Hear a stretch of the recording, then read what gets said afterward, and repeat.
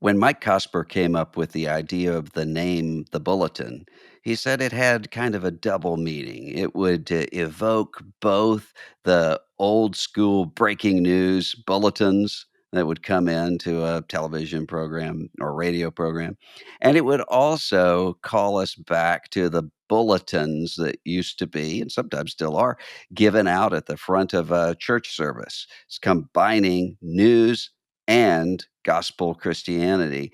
And that's what we try to do every week here on the Bulletin. We talk about what's happening in news and culture. And then we gather guests who are experts on those issues to talk about this in a way that's not hackish, fear mongering, but that actually will look at these things through the grid of biblical Christianity and how our faith in Christ informs the way that we see this. And so, really, the more I think about it every week when we get together and do the bulletin, those two meanings kind of converge because the Word became flesh and dwelt among us, and we beheld his glory, glory as of the only begotten of the Father, full of grace and truth. That's the best breaking news bulletin of all time. And that's what we try to keep as our center here on the bulletin. It is hard to believe that the year is halfway done. And at the end of last year, those of you who have been listening all along, and I know many of you are new listeners, but at the end of last year, we shared some predictions about what we thought this year might hold and what we hoped to see. For today's episode of the Bulletin, we're going to share that segment. So you can tell, what did we get right? Are things going the way we looked? How wrong were we? You can be the judge by listening to today's episode. Next week, Mike Cosper will have a really interesting interview with author Harrison Scott Key. And then we'll take a little bit of a break for July the 4th, celebrating Independence Day. And we will be right back with you on July the 12th, talking about the news, life, the country, the world, all in the perspective of the gospel of Jesus Christ.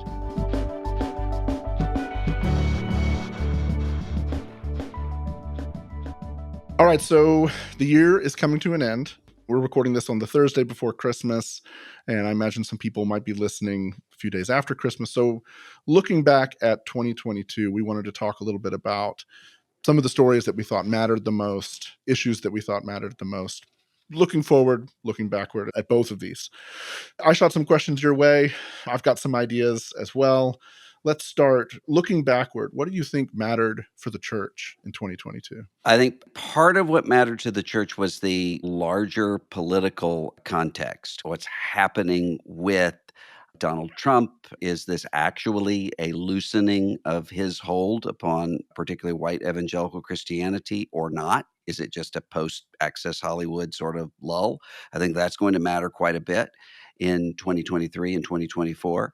But also, I think the breakup of denominations, that we see this theme taking place of denominations that are melting down, whether it's the United Methodist Church splitting apart over sexuality issues, the Southern Baptist Convention in scandal and decline over sexual abuse issues and other things, the anger quotient we talked about a little bit earlier, and many other sort of denominational and ministry structures that are proving themselves to be really fragile. And I think that actually points to something bigger in American life, just as it did a lot of the Protestant denominational structures that we have in American life right now are the result of the years before the Civil War, when Northern groups and Southern groups were splitting apart.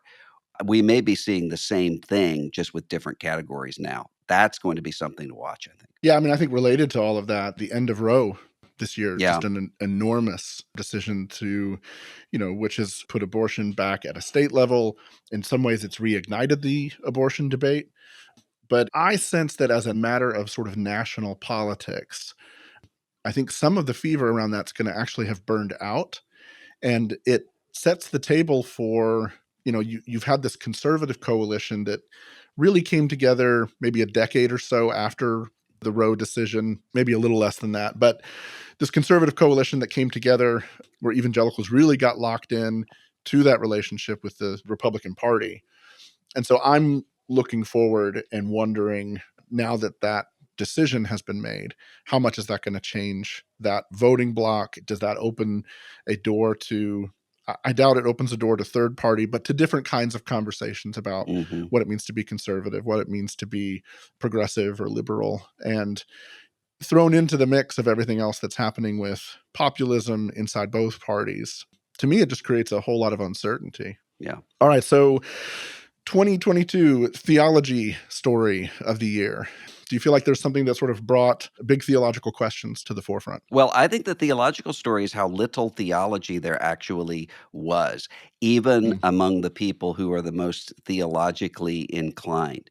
So you think about what the big controversies tended to be. They were either fake issues, such as critical race theory, moral panic taking place. There is such a thing as critical race theory, but it's not the way that it was being used in a demagogue like fashion in many corners. The rise of Christian nationalism and the conversations around that. Many of these things, theology is almost a covering of things that are much more primal and fallen. I think we're accustomed to seeing that in the populist masses of mhm. church life. What I think we see right now is that the so-called theologians are often adapting themselves to that as well. And so we don't see very much careful reflection or theology at all. Yeah, that was almost exactly one of my own notes, is that theological conversations have been supplanted by cultural issues, political issues amongst people who normally would be talking about those things. Even inside denominations, the splits aren't necessarily being defined by theological issues as much as sort of being driven from the other direction, from the Yeah. cultural direction. All right, 2022 political takeaway. We've had the midterm elections, and gosh, too much to list in terms of and to recount. What do you take away from 2022? Democracy is not dead. And I mean, the idea of protecting democracy in a bipartisan way, that's not dead. If you look at who the big losers were in 2022, they were election denying Mhm, democracy skeptics. And this is after an entire year of people saying, people don't care about this. They don't care about the constitutional order. They don't care about the January 6th committee and their findings. You need to just move on from that.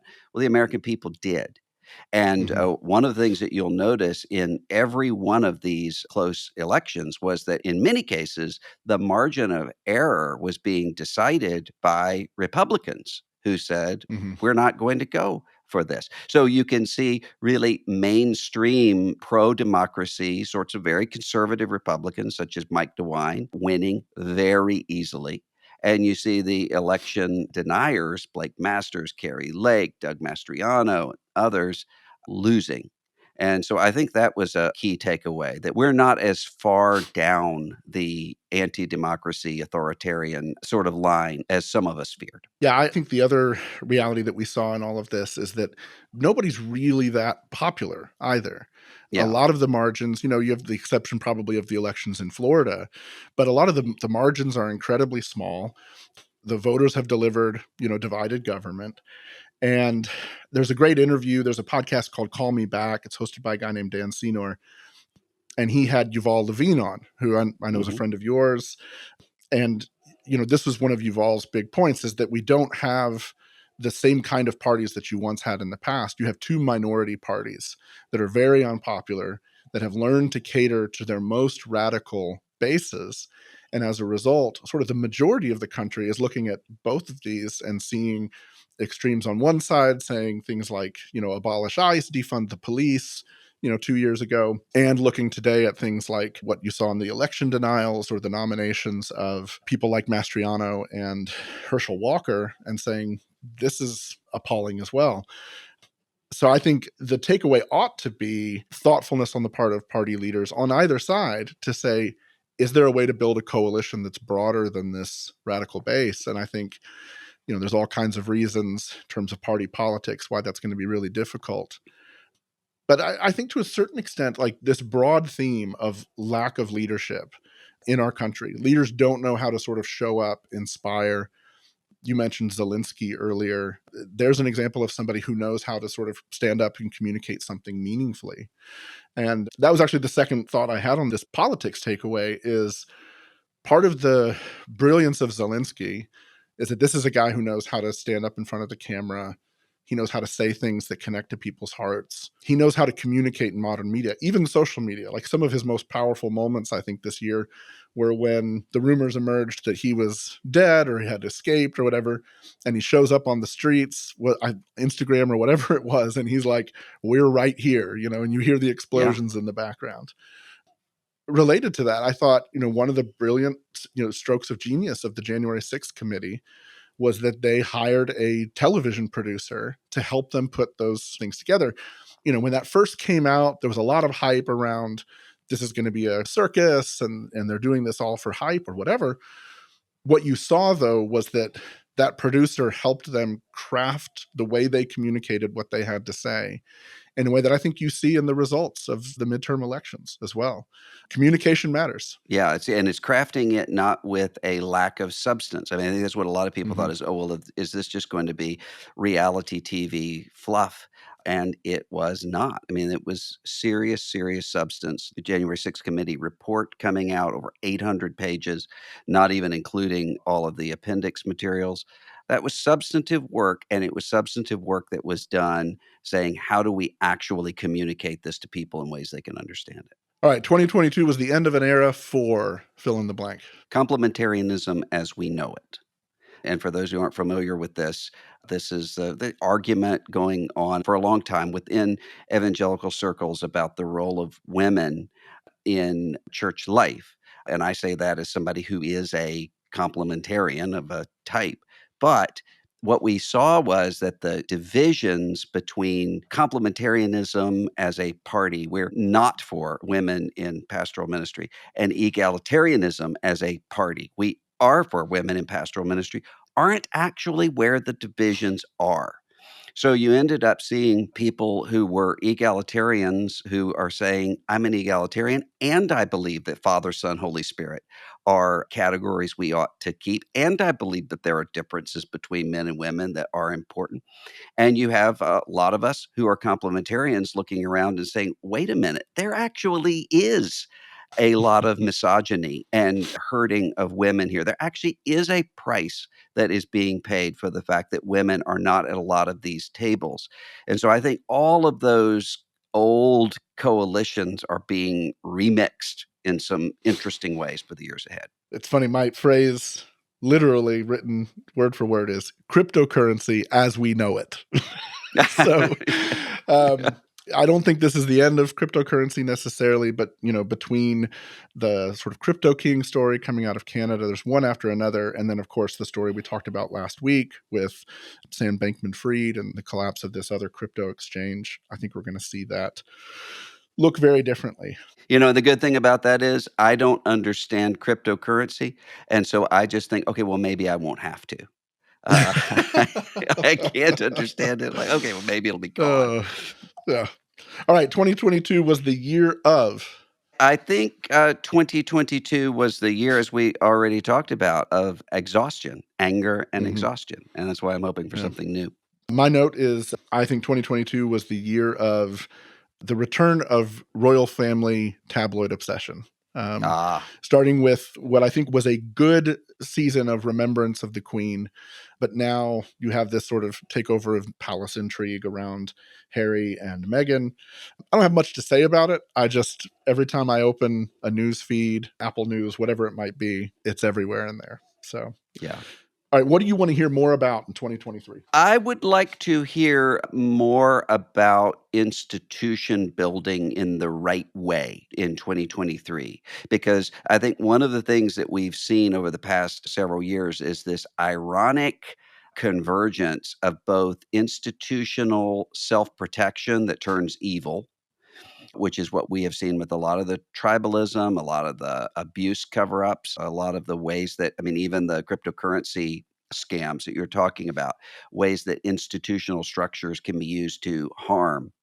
along Mhm. with the evaporation of institutions. I mean, one of the reasons that we're in this time of demagogues and authoritarians is because we don't have political party structures to Mhm. be able to. I mean, FDR and Ronald Reagan came about largely because there were grown-ups who were able to say these are the kind of people who can win and who can lead, and we don't have a lot of that. So I think Mhm. being able to see institutions that are accountable and don't have their own perpetuation as their primary goal and yet are actually working, that's what I Mhm. would like to see in 2023. Yeah, mine is I wanna hear more about AI. The whole AI phenomenon, some of the stuff you're seeing, the ability of AI to write these papers, the art, the whole rest of it. That stuff's interesting. Its implications are, to me, very serious, very concerning. There was a story a few weeks ago about police robots and a desire to Yeah. give them, lethal authority. And I'm a child of the 90s. Like, I just want all these people to go watch RoboCop and Terminator and The Matrix again, because all of this is going to end in tears. 2023, what do you want to hear less about? I would love to hear less about Donald Trump in 2023. I don't expect that will happen. I have many friends who are saying, well, now is the time that the country's moving on from this. I don't buy it just because I've lived through that before with Access Hollywood, with January 6th, with so forth. Mhm. And a lot of the people who seem to be moving on, it's out of a really cynical sense of, well, this person isn't winning anymore. And therefore, we're just going to retroactively have this idea that we never were really with this. I would like to hear less about that and back to the real sorts of arguments that we might have as Americans about how to make the country better. Yeah. I don't expect that to be the case, but it would be nice. I heartily agree with that one, and I also heartily agree with the "don't hold your breath" sort of sentiment in there as well, because Yeah. I just look at it and I'd see Trump being Trump, doing, even the NFT thing, goofy as it was. I just don't see him having put his foot on the gas yet. Maybe he won't, but he's not doing the rallies. He's not doing a lot of the stuff that tends to sort of drum up the base. And I think that should he decide to put his foot in the gas in that way, I think we'll see more of it. Mine, I'm going to get in trouble for this one, I think, with a lot of folks. I want to hear less about Taylor Swift next year. I know people love Taylor Swift. She's incredibly talented. I get it, but I just personally don't necessarily get the degree of the hype. And I had a friend I was talking to about this stuff the other day, and it came up, and I kind of rolled my eyes. And he runs a small business, and he and his wife, and they cater primarily to women. This sort of boutique manufacturing thing that they do, and he said, "What's crazy about the Swift phenomenon is that if you're in our world, literally every small business, every business that caters to women had to do a Swift inspired line this fall Hmm. because it's all people were wanting to talk about." So I don't have that problem necessarily. I just feel like, man, it's just all Taylor Swift all the time, and I'm ready to move on. Let's get some new music going. I laughed because there's a new biography of Merle Haggard that came out last year talking about in some of his final days, he was recording a song, and the producer said, "That just I loved it because really sounded Merle Haggard." And, Haggard said, "Well, who the heck did you think was singing? Taylor Swift?" And, that was his contrast, and so I tend to think of that every time I hear Taylor Swift now. All right. Well, before we wrap this up, what would you say you look forward to most for 2023? I look forward to churches healing, and I don't know that that will happen, but that's what I pray for, that a lot of the churches that are either literally divided or are just psychologically and spiritually tense, that there will be some healing and some renewing of mission. Yeah, I'm somewhat optimistic about that, and I share that a little bit. I mean, one of the things I love about I'm a big New Year's resolutions guy. I always sort of come to the new year and think about what do I want to commit myself to, and I'm not one of these people that's like, here's my 5 goals and I track them or whatever. I'm just not Yeah. organized enough to do that sort of thing. But I think you see in scripture and you see in Christian tradition and you see in Jewish tradition as well as our sort of background this idea that there are seasons for a purpose. And that there's sort of inflection points in our year, Christmas, New Year's, Easter. They're meant to be moments where we sort of pause and look ahead. And I think as well, the Psalm, his mercies are new each morning. I think that goes Mhm. for the new year as well. There's a new mercy for what's ahead. And my hope and prayer is that the church comes into this new year and seizes the opportunity to build something better and more beautiful. May it be. The Bulletin is a production of Christianity Today. It's executive produced by Eric Petrick. It's produced by Matt Stevens. It's hosted by Russell Moore and Mike Hosper. Azure Phelps is our associate producer. The show is edited and mixed by TJ Hester. Graphic design by Brian Todd. Additional design by Amy Jones. Music by Dan Phelps. Social media by Kate Lucky. Thanks for listening. We'll see you next week.